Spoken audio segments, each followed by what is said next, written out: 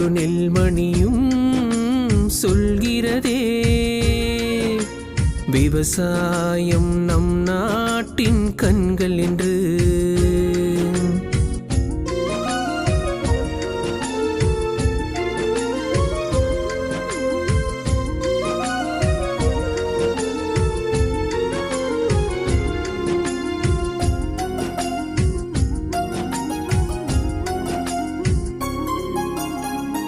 உலக மக்கள் வாழ்க்கையுமே உணவு இன்றியமையாது.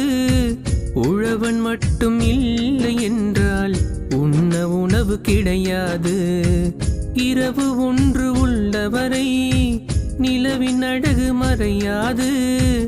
உலகம் உள்ள கால மட்டும் உழவன் பெருமை அழியாது. உழவாணி வாழ வேண்டுமே பல